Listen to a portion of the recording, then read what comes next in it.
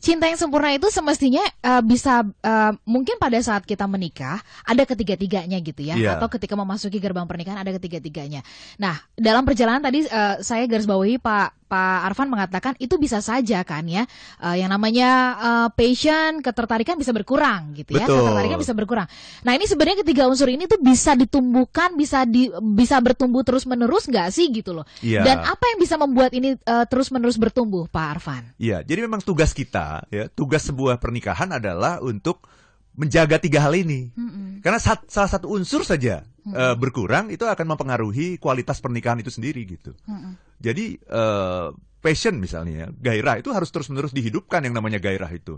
Banyak rumah tangga yang sudah terjebak pada rutinitas gitu, karena apa, sibuk ngurus anak dan sebagainya dengan berbagai macam pernak-perniknya ya, sehingga lupa untuk menjaga gairah gitu.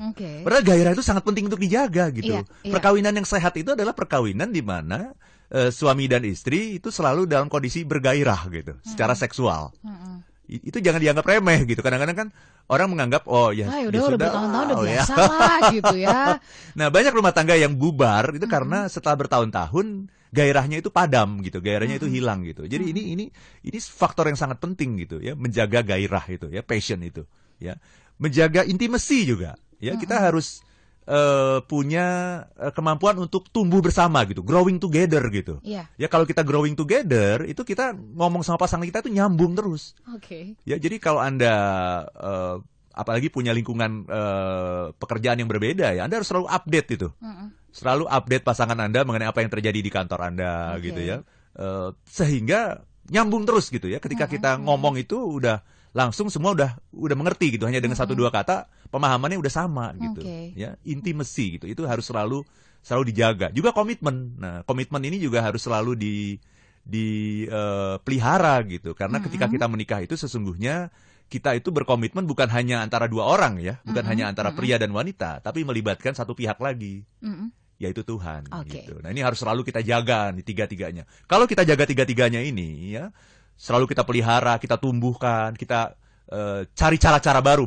Bagaimana? Kita harus kreatif, inovatif untuk menemukan cara-cara baru, meningkatkan gairah, meningkatkan intimacy dan meningkatkan komitmen. Nah, itu rumah tangga itu akan utuh, akan langgeng dan akan menciptakan generasi-generasi yang sehat gitu. Cari cara-cara baru untuk bisa menemukan, untuk kreatif menghidupkan, menjaga yang tadi namanya passion gitu ya, gairah, terus kemudian chemistry dan juga komitmen dengan pasangan. Tapi Pak Arfan dalam perjalanannya gitu ya, kenapa kadang-kadang setelah orang sudah menikah dan sebagainya, kok justru kayaknya godaan tuh makin banyak banget gitu loh. Betul.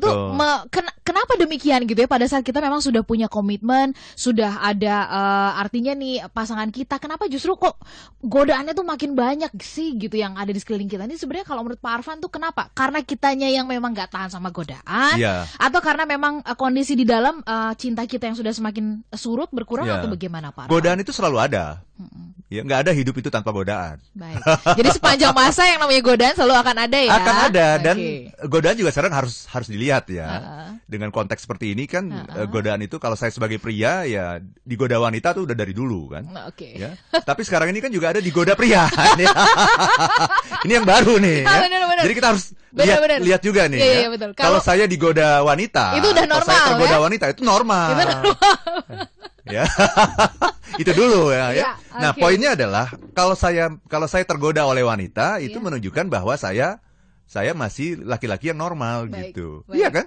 Kalau saya udah nggak tergoda sama wanita itu udah nggak normal itu. Itu perlu disembuhkan oleh psikolog gitu atau psikiater gitu ya, karena ada yang salah berarti dengan otak saya gitu. Ada anomali di situ. Tapi kalau saya tergoda oleh wanita itu wajar. Jadi kalau Anda merasa tergoda oleh wanita atau pria, yang penting lawan jenis itu sesuatu yang biasa, wajar, manusiawi. Tinggal masalahnya ketika kita tidak tiga unsur ini tidak lengkap. Nah, ini godaan ini menjadi berbahaya gitu.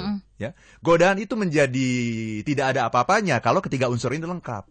Apa itu? Itu gairahnya. Ya, ternyata istri di rumah sudah dingin gitu ya, sudah tidak bergairah. Nah, godaan itu menjadi semakin besar gitu. Besar peluangnya untuk bisa mempengaruhi saya. Ya, kemudian apa? Intimacy ya, sama istri, sama suami udah jarang ngobrol, jarang berbagi, jarang ketawa-ketawa bareng.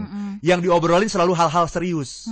Dalam pernikahan yang sehat, ya, yang diobrolin itu mestinya hal-hal yang jangan yang selalu serius dong gitu. Hal-hal yang remeh-temeh. Oke.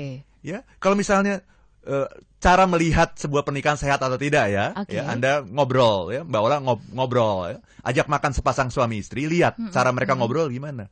Kalau yang diomongin selalu hal-hal yang serius, yang penting, yang besar, itu tandanya rumah tangganya kurang sehat. Oke, justru kurang intim, dilihat dari hal yang itu. Hal-hal yang kecil, yang kayaknya, remeh-temeh amat sih ngomongnya gitu. Itu justru intimasi. Oke, kita baru tahu sekarang ya. Nah ini bisa jadi ukuran buat kita nih, kita cek yuk gitu ya masing-masing. Anda yang sudah berkeluarga, apakah sampai dengan hari ini Anda masih bisa ya membahas atau membicarakan hal-hal yang remeh-temeh? Anda boleh share ya ke kami.